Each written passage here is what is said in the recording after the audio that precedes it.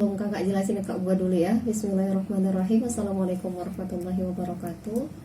Alhamdulillah, alhamdulillahirabbil alamin wahdahu wassalatu wassalamu ala asrofil anbiya'i wal mursalin wa ala alihi washabbihi ajmain. Allahumma shalli ala Muhammad wa ala ali Muhammad.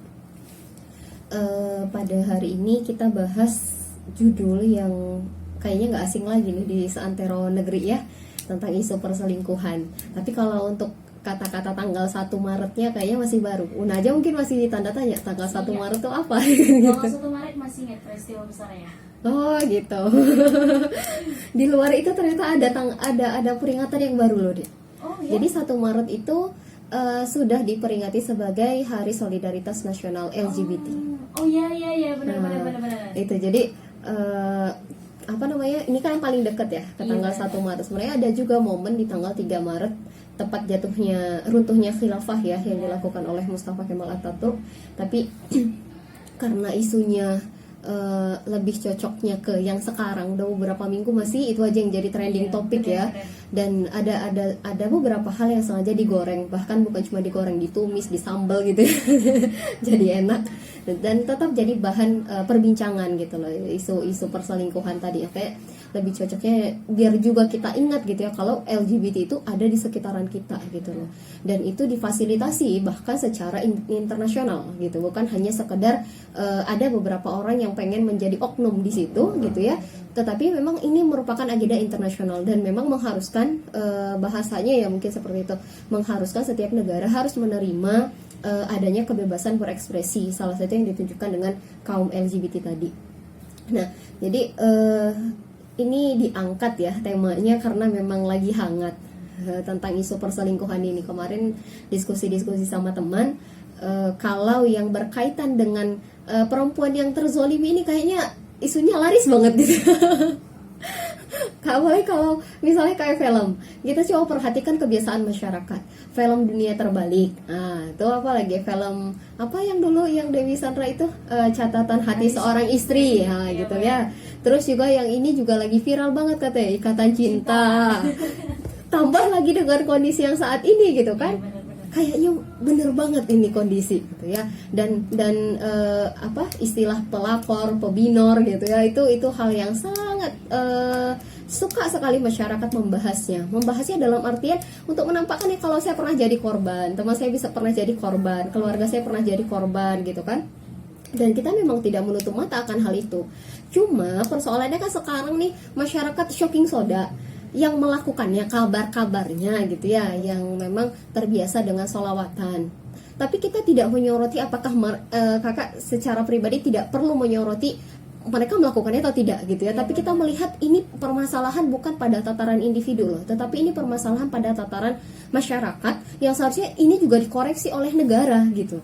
Ini bukan permasalahan kalau hanya sekedar 1 orang, 2 orang yang melakukan, berarti ini bukan permasalahan besar. Tapi kalau sudah hampir rasa-rasanya semua begitu, berarti ini ada yang bermasalah gitu ya. Karena kalau kita lihat ya, sebelum kasus ini pun ada di pulau lain kan, di Indonesia juga itu penggerebekan oleh istrinya langsung gitu. Nah, sebelum itu ada lagi nggak kasusnya banyak gitu loh. Jadi ini kayaknya bukan persoalan yang bisa kita pandang sebelah mata dan kemudian kita menganggap itu persoalan pada tataran individu saja, enggak. Nah, kayak rasanya perlu nih untuk kita ulas gitu kan ya. Cuma karena yang melakoninya bahasa gitu ya, yang melakoninya berkerudung, akhirnya banyak muncul statement, mending saya nggak pakai kerudung, lebih baik saya nggak pakai kerudung daripada begituan dan yang lainnya. Sebenarnya kan tidak itu permasalahannya, tidak ada kaitannya tingkah laku individu tadi dengan kerudungnya kah, dengan hijabnya kah, dengan sholawatnya kah, dengan yang lainnya gitu loh. Jadi ibaratnya sholat kemudian melakukan kesalahan yang lain, apakah menggugurkan amalan sholat yang sudah dia lakukan? Kan jelas tidak gitu. Tetapi ya ketika melakukan kesalahan, ya jelas pada kesalahan itu akan terdapat dosanya gitu. Nah, ini yang konteks pertama yang sering juga yang sangat banyak sekali terjadi di tengah masyarakat kita gitu ya. Dan kalau kita lihat lagi angka perceraian yang juga semakin meningkat gitu kan. Kemudian apa namanya, kasus-kasus kekerasan di dalam rumah tangga, kemudian juga kondisi generasi muda dan yang lain banyak banget gitu loh. Dan persoalan ini ya semuanya masuk dalam konteks kehidupan sosial. Dan kalau kita lihat keluarga itu adalah elemen terkecil penyusun satu negara gitu ya. Ya kalau sudah keluarganya tidak harmonis, tidak baik, apalagi berantakan kayak tadi ya. Dan ini banyak sekali ditakuti utamanya para perempuan gitu kan. Banyak sekali ditakuti apalagi para perempuan gitu. Jadi ini ada sesuatu hal gitu ya yang harus kita kupas dan harus kita selesaikan. Nah, persoalan yang kedua adalah persoalan LGBT yang mungkin sekarang ini lagi tidak hangat dibicarakan gitu ya. Tapi kalau sudah ada peringatannya gitu ya, sudah dibuat legalitas tanggal 1 Maret diperingati sebagai Hari Solidaritas Nasional LGBT. Nah, otomatis kan keberadaan mereka sebenarnya eksistensinya itu sudah diakui. Nah, kalau sudah diakui berarti keharuman tadi diperbolehkan. Kekhawatiran masyarakat tadi difasilitasi. Kemudian permasalahan moral ya jatuhnya, dan ini juga dibolehkanlah pada akhirnya gitu. Dan ini menambah semraut sekali kondisi di kehidupan sosial masyarakat kita. Maka kondisi ini ketika kita telisik lebih dalam ternyata akar persoalannya balik lagi adalah karena Islam tidak diterapkan gitu loh. Ujung-ujungnya pasti ke sana. Dikit-dikit Islam tidak diterapin gitu kan ya. Atau dikit-dikit sekulerisme. Ya iyalah, semuanya kan ujung-ujungnya ke sana memang. Karena ketika manusia tidak berhukum kepada hukum Tuhannya gitu ya, yang menciptakan dirinya, maka yang terjadi adalah kemafsadatan gitu loh. Adalah kerusakan demi kerusakan. Nah, kalau kita lihat kenapa muncul sih isu-isu perselingkuhan dan yang lainnya? Biasanya kan hal tersebut tidak mungkin muncul kalau tidak ada interaksi gitu. Dan ini kalau kita bahas ya di pembahasan tentang khasyatul insan gitu ya, kepotensi manusia. Jadi potensi manusia itu ada dua, tuqatul hayawiyah yang berupa hajatul mudawiyah dan ghorizah. Jadi ada potensi secara jasmani, kemudian ada potensi secara naluri. Jadi kalau dia yang hajatul mudawiyah atau kebutuhan hidupnya gitu ya, misalnya makan, minum, istirahat gitu ya, tidur, kemudian juga bernafas dan yang lain, ini kebutuhan jasmani, dan ini tidak pun ada yang memancing dari luar, maka dia akan meminta sendiri, meminta untuk dipenuhi gitu.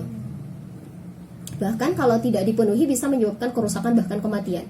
Misalnya ini mau dicoba kan, benar nggak ya yang dibilang sama Kak Nida, kalau nggak makan bisa menyebabkan kerusakan bahkan kematian. Seminggu nggak minum, apa coba yang terjadi gitu kan. Nah jadi konteks ini ya tidak pun ada yang bahasanya memancing atau merangsang dari luar, ya tetap dia akan muncul dari dalam, dan pemenuhannya bersifat pasti. Kalau tidak dipenuhi ya bisa menyebabkan kerusakan, fatalnya bisa menyebabkan kematian. Nah bedanya dengan potensi manusia yang satu lagi adalah naluri. Nah kalau naluri ini kan gorizah. Nah gorizah ini ada 3, gorizah nau, gorizah tadayun, gorizah bako. Nah ada naluri untuk melestarikan keturunan, namanya gorizah nau. Ada naluri untuk mengagungkan sesuatu. Ya kenapa manusia bisa menyembah Tuhan gitu ya, atau mungkin mereka nggak mau menyembah Allah tapi pasti akan menyembah yang lain gitu, karena itu sudah potensi manusia. Nggak bisa manusia itu nggak menyembah sesuatu hal yang dianggap lebih kuat dari dia.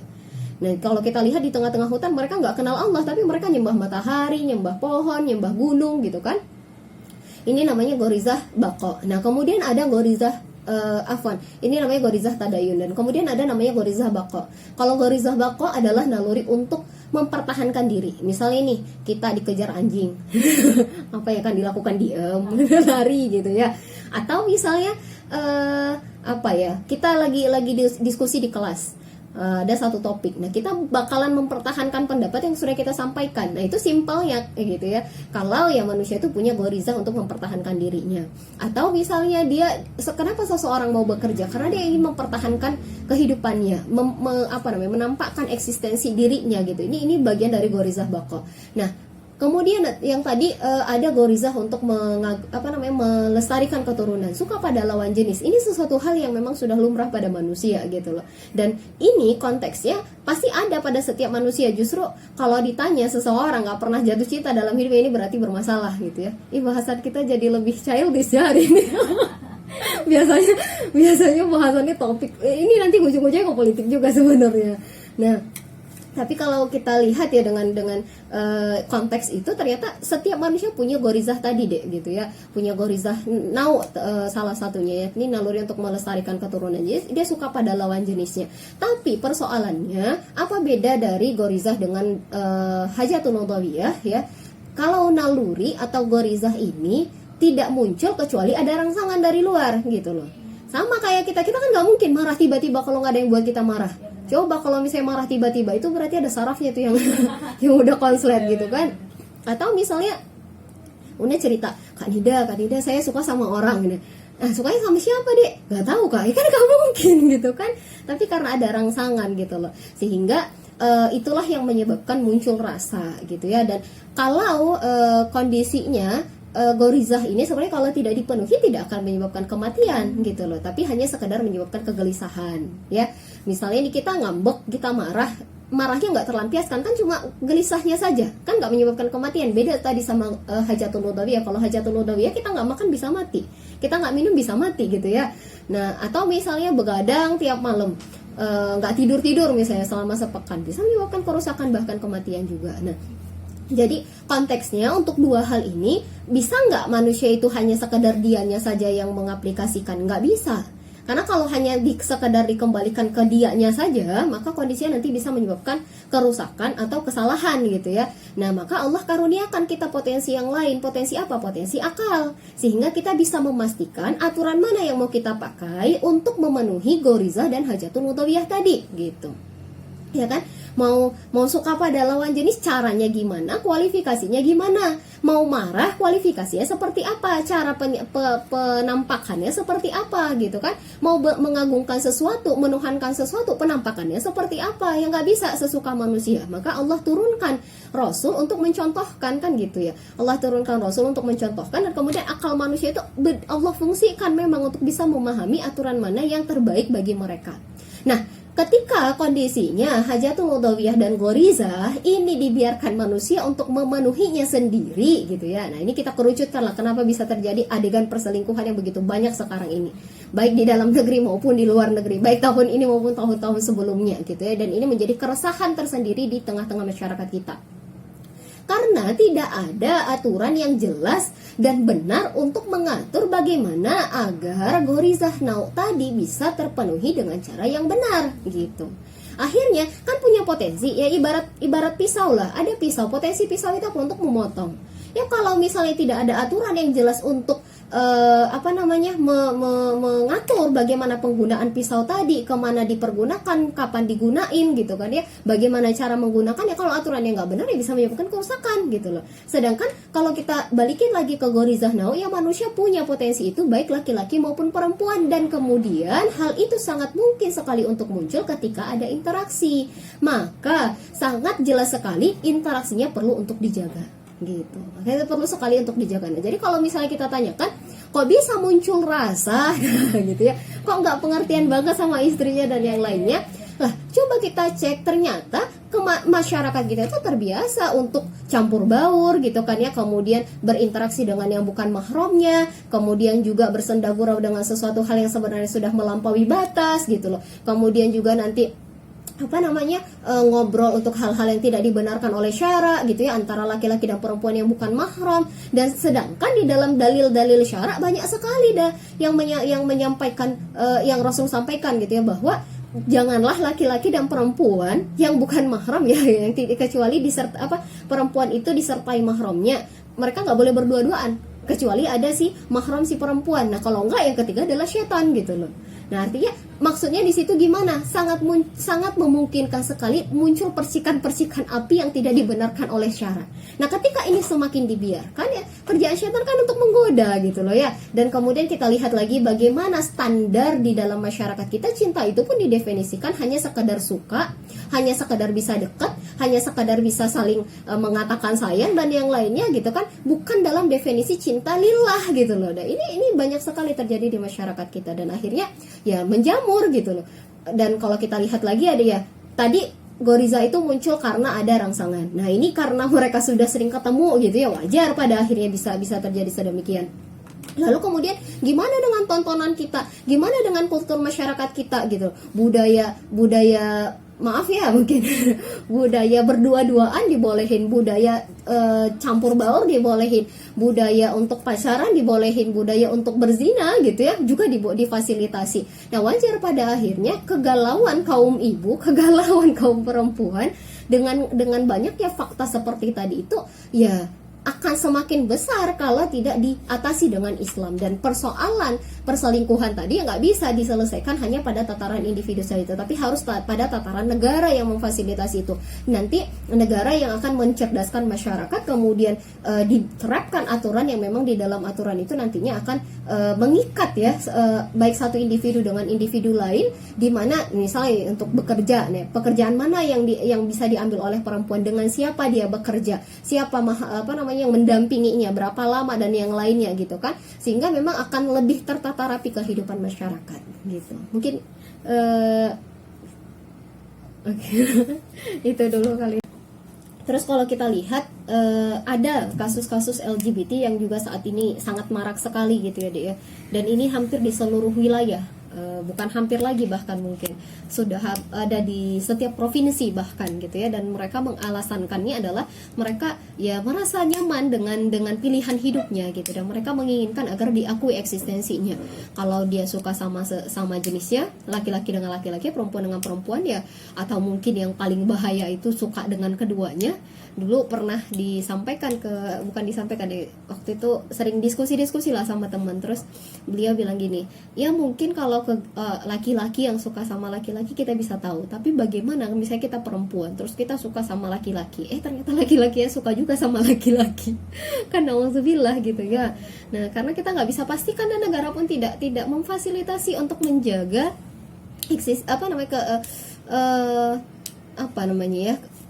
moralitas manusia itu nggak dijaga kalau menurut kakak secara pribadi. Nah jadi kalau kita biarkan ya LGBT-nya juga masih merajalela seperti sekarang, artinya mereka hadir dengan pembenaran atas adanya asas demokrasi dari kebebasan berekspresi gitu ya, kebebasan bertingkah laku. Nah, atas dasar HAM akhirnya mereka juga mengatakan apa yang mereka pilih itu adalah sebuah kebenaran dan itu adalah hak asasi manusia.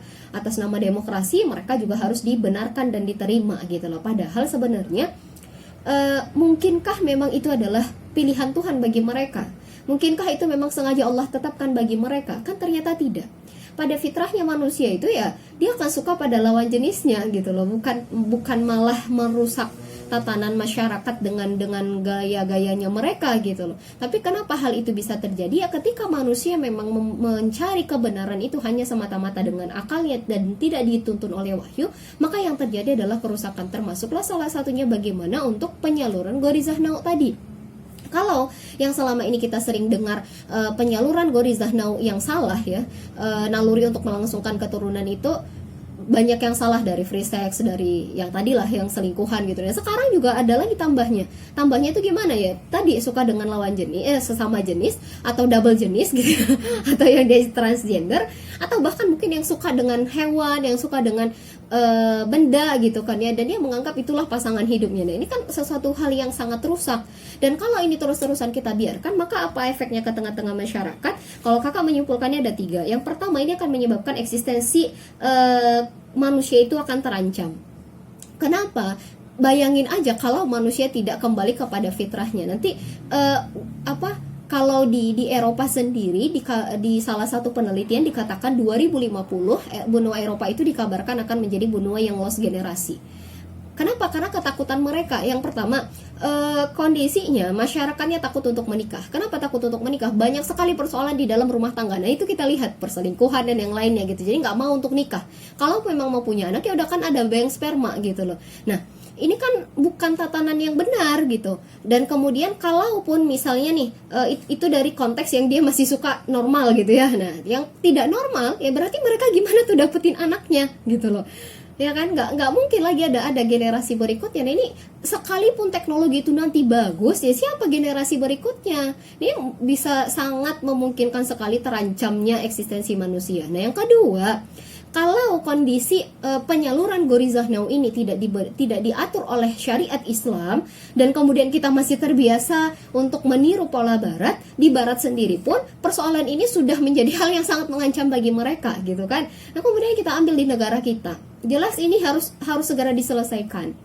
Maka kondisinya yang kedua yang akan menjadi persoalan besar ketika kondisi ini masih berketerusan adalah nasabnya manusia ini akan amburadul gitu loh. Nggak jelas lagi nanti ini ayahnya siapa, ibunya siapa gitu ya, karena zina itu sudah di mana-mana gitu kan. Nah kalau sudah zina di mana-mana, perilaku kaum Lut di mana-mana, perilaku kaum Lut, paham ya deh, yang tadi yang kaum gay itu kan. Nah, kalau sudah kedua ini ada di dunia ini gitu ya, dan manusia menganggap itu sesuatu hal yang benar, maka bagaimana mungkin kita bisa tahu nih nasabnya ini jelas gitu. Lalu kemudian yang ketiga, apa yang paling menakutkan gitu ya dari kondisi ini adalah berarti kita sedang mengundang murka Allah gitu. Ya, perzinahannya disuburkan ya, tapi kan selingkuhnya nggak ngapa-ngapain ya, sama aja lah selingkuhnya tuh. Kalau yang namanya zinanya itu bisa jadi memang tidak seperti memasukkan benang ke dalam jarum yang dilakukan oleh masyarakat kita seperti saat ini gitu kan. Tapi ya kan aktivitas-aktivitas yang lainnya banyak yang menghantarkan kepada zina. Sedangkan di dalam Islam yang dikatakan di dalam Al-Qur'an itu dikatakan la taqrabuz zina, jangan dekati zina. Berarti apapun aktivitas yang menghantarkan ke sana itu dijauhi. Ini persoalannya enggak, malah diumbar, malah dibuat kayak mana biar muncul gitu kan. Nah, ini menurut kakak 3 hal yang akan sangat berbahaya kalau kondisi masyarakat kita, kehidupan sosial kita tidak difasilitasi dengan Islam. Ya, terancamnya eksistensi manusia, keberadaan manusia itu sendiri. Kemudian yang kedua, masalah nasab. Nah, kalau sudah masalah nasabnya yang bermasalah, itu anak nanti kalau misalnya dia bermasalah, butuh nafkah, butuh pendidikan dan yang lain, siapa yang mendidiknya?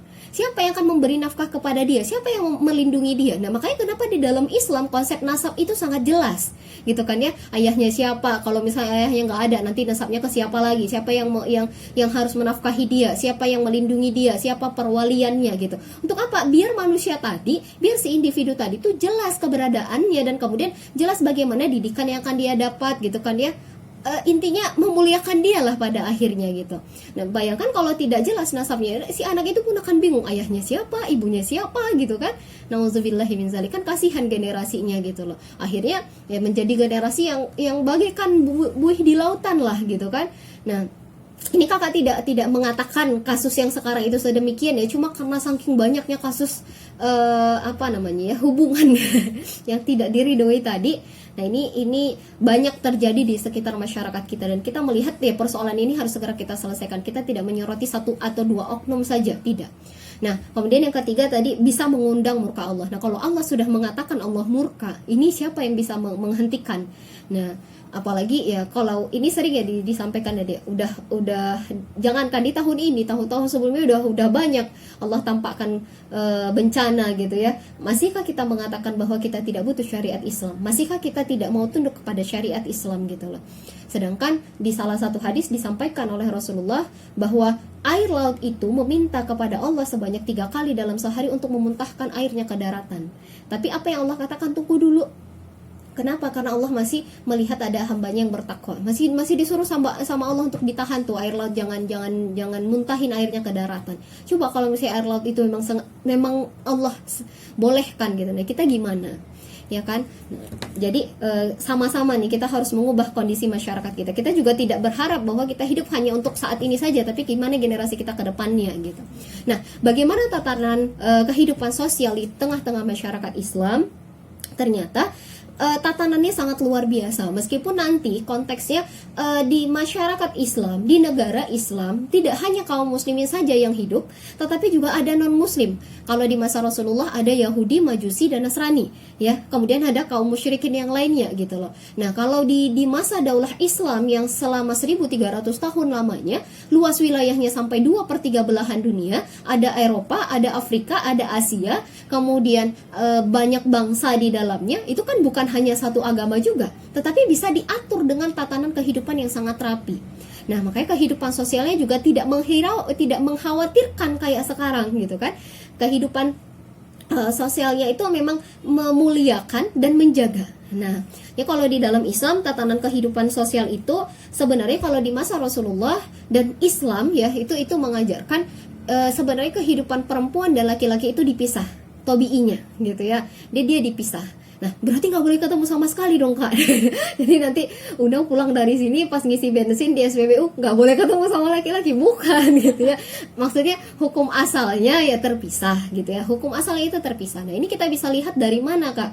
Dari konteks di masa Rasulullah dulu, di masa Islam bagaimana pengaturan saf untuk sholat gitu ya antara laki-laki dan perempuan. Kemudian juga bagaimana pengaturan ketika Rasulullah punya majelis, laki-laki dan perempuan itu diberikan waktu yang berbeda.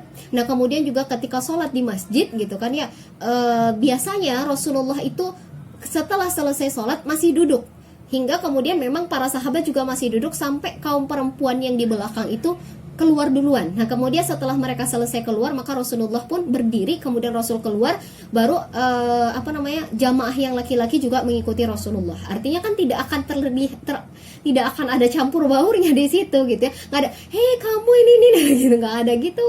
Nah apalagi kalau di tengah-tengah masyarakat kita banyak yang istilahnya kakak abang ketemu gede, ya kan? Oh iya, udah kayak abang sendiri, udah kayak adik sendiri, kayak kakak sendiri. Sebenarnya semua itu masih ada batasannya. Yang jelas itu bukan mahram gitu kan ya, sehingga ada batasannya apa yang diperbincangkan, dengan siapa bertemunya, konteksnya apa gitu kan ya. Nah jadi ada batasannya. Nah kemudian kalau kita lihat dipisah, berarti ada nggak kemungkinan masyarakat ini boleh ketemu laki-laki dan perempuan? Ada gitu loh, untuk konteks kesehatan, pendidikan dan muamalah. Nah ini diperbolehkan oleh syara. Jadi yang kakak sebutkan tadi itu ya konteksnya memang di dalam Islam tidak ada ikhtilat gitu loh. Tidak ada ikhtilat dalam artian ya campur baur untuk hal yang tidak dibenarkan oleh syara. Nah kayak sekarang nih banyak ya, nggak usah pun disampaikan, kayaknya kita udah mikir duluan gitu ya. Berarti kalau kita misalnya ketemu teman di angkot nggak boleh ngomong dong. Coba dilihat konteksnya apa gitu kan. Nah untuk pendidikan, kesehatan, muamalah, laki-laki dan perempuan boleh ketemu, boleh. Tapi kalau misalnya nih ketemunya untuk hal yang hanya sekadar jalan-jalan, pergi bareng-bareng misalnya gitu kan. Nah ini perlu dicek nanti bagaimana interaksinya di dalam. Adakah mahramnya dan yang lainnya gitu. Ini yang pertama. Terus yang kedua, jadi sebelum ini semua sebenarnya Islam itu mengajarkan adanya untuk menjaga pandangan ya, menundukkan pandangan dan memelihara kemaluannya. Nah ini kalau menurut Syekh Taqiyuddin An-Nabhani di kitab Nizamul Ijtimai, jadi hukum-hukum yang terkait dengan berbagai aktivitas yang ada di tengah-tengah masyarakat kita di jamaah Islam, maka yang pertama yang dikutip oleh beliau adalah dengan menampakkan tentang Quran Surah An-Nur ayat 30 dan 31. Jadi di Quran Surah An-Nur ayat 30 dan 31 itu Allah memerintahkan agar perempuan dan laki-laki untuk menundukkan pandangan dan menjaga kemaluannya. Jadi kan mata itu ya adalah sarana vital gitu ya, yang bisa mengarahkan pada perbuatan-perbuatan baik ataupun buruk gitu loh. Jadi sehingga Islam pun sangat mengajarkan bagaimana mata itu ditempatkan pada tempatnya gitu, sehingga menundukkan pandangan. Nah menundukkan pandangan ini dari pandangan yang mana? Pandangan syahwat dan pandangan aurat gitu loh. Ini kadang kan kalau cuma sekadar kan cuma sekadar lihat gitu loh, tapi kalau ada syahwatnya tundukkan gitu. Kalau misalnya ya kecuali ya memang udah kalau suka ya udah sampaikan, bisa nggak untuk nikah gitu kan. Tapi ini kan persoalannya di tengah-tengah masyarakat kita nggak sedemikian. Wih cantik ya, makin diliatin gitu. Akhirnya kan makin banyak terjadi permasalahan gitu loh. Padahal mungkin dia sudah punya istri dan yang lainnya gitu ya. Nah, artinya di masyarakat kita ya, karena syariat Islam itu tidak diterapkan, ya mengadopsi barat lah, mengadopsi aturan barat gitu kan. Jadi ya dari mata turun ke hati itu banyak sekali ininya permasalahannya jadinya. Jadi kalau dalam Islam disuruh untuk menundukkan pandangan, baik itu pandangan aurat maupun pandangan syahwat. Nah,